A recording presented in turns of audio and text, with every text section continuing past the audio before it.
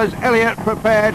Escort, Cosworth WRC, a car that's given him a few problems thus far. This is quite a long show stage with a loop in it and a split. And this is the man on form now with his new WRC Escort Cosworth. He won in the previous Mintex round with it. It is Marcus Dodd, and here's Marcus behind Jeff Smith. Punts Jeff Smith up the back. Jeff Smith flies off and very well, going well in the Metro. And oh, Jeff Smith has another off. Crowd enjoy that. So a torrid first stage for Jeff Smith from Heathrow. Finally continues on his way. Let's have a look at the back of the car if we can. See if there are any dents. So he scatters the bales, and you can see where the damage was done. Here's another local man, Steve Petch, in his Mellors Elliott this September day in the Yorkshire forest. These stages, of course, very fast indeed. Here's Marcus Dodd leading the rally after the first stage, and very quick at that point here in Crompton. John Benny on the notes, and this is generally acknowledged as one of the very best rounds in the Mintex series. Here is Jeff Smith after the dramas of Duncan Park, going through Crompton nice and cleanly. Quite a twisty bit here, but these Yorkshire forests characterised by their long straights. Here's one with a 90 right at the end of it. And here's Steve Petch coming in. Steve Petch has been trying to sort that car out most of the season. Lets the tail slide out nice and wide. And here is Brian Lyle. Apparently has got problems.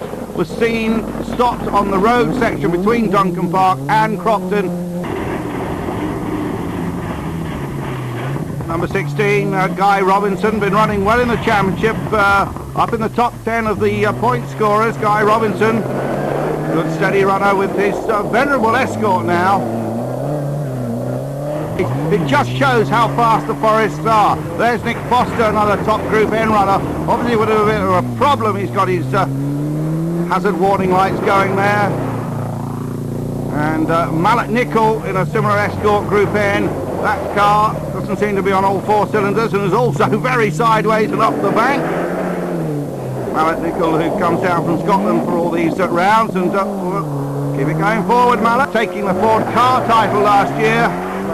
Number 15, Mark Burden. We join him with Kevin Wilson on the notes. A bit of fun and games coming up, I suspect. Whoa, into a big tank slapper. Hold on! Oh yeah, just caught it. And into the right-hander. Thank you for that. Comment from the co-driver there.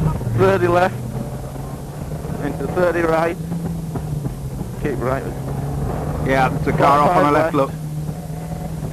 Rallying around Oliver's Mount, this motorcycle track. Also exciting, there's Marcus Dodd, and of course they feed the cars in every 30 seconds, so often on your second lap you catch people up, and that's what's happened to Marcus Dodd as he chases after Steve Petch.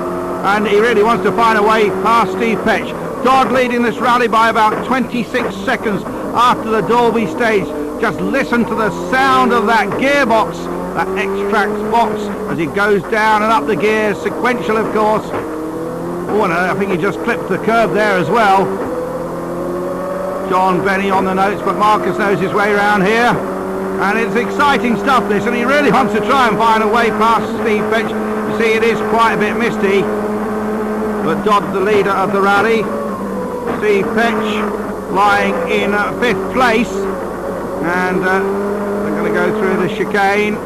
Left here. In 2nd place are the two Metros, Harrison and Phyllis Kirk, very close together. Now down towards the mere hairpin, and Marcus really going for it. Brake lights, come on! Marcus, I think he's still on the throttle. He goes down the inside. Oh, and a tap. Oh, did he spin Steve Petch? Oh no, it helped him round the corner. Well, that's the 2nd time on this rally that Marcus Dodd has whacked somebody off the backside. Marcus really is a man on a mission. He is enjoying this new WRC Ford Escort. It's not a Mellors car, incidentally, this is a car, and we see this incident again at the near hairpin. There you are, just a tiny bit of a tap. But look at the damage on that car. Well, here is Warren Phyllis Kirk, separated by just the odd second. And in fact, there's Steve Petch going round again, you see. Here's Brian Gill. We often see him in a Daihatsu too. Very different sorts of Escort there. And Dick Slaughter in the Mark II, following the Brian Gill car. Now a bit of attention here to Marcus's car.